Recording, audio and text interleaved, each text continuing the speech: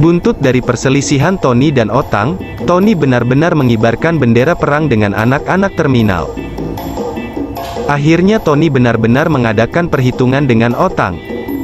Dua orang anak-anak terminal dihajar preman suruhan Tony. Tony semakin tidak puas aja balas dendam ke anak-anak terminal. Pertama Tony menyuruh pasukannya menghajar Otang.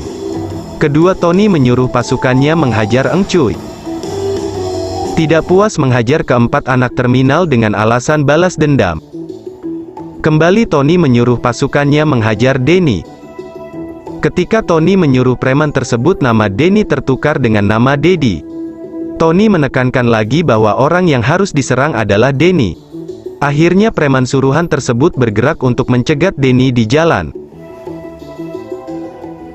Akhirnya bertemu juga Denny dan preman bayaran Tony. Namun ketika bertemu mereka bukan menghajar Denny, malah ngajak ngobrol.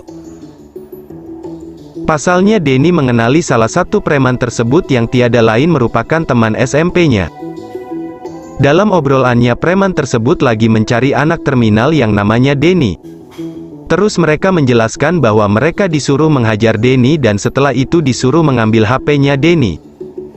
Mendengar itu Denny langsung tersentak dan kaget, tidak menyangka bakal jadi sasaran preman. Tapi Denny dengan tenang menjelaskan kepada teman SMP-nya itu bahwa orang yang dicari adalah dirinya.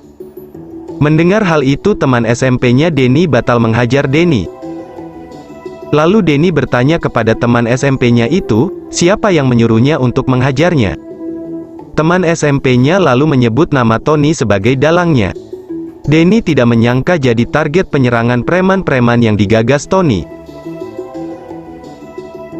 Akhirnya Denny berniat untuk mencari Tony dan membuat perhitungan dengan Tony. Lalu disusunlah rencana untuk mencegat Tony di jalan dan dibantu oleh Otang dan kawan-kawan. Hingga akhirnya di suatu perjalanan Tony yang entah mau kemana, Tony langsung dicegat Denny dan kawan-kawan terminal.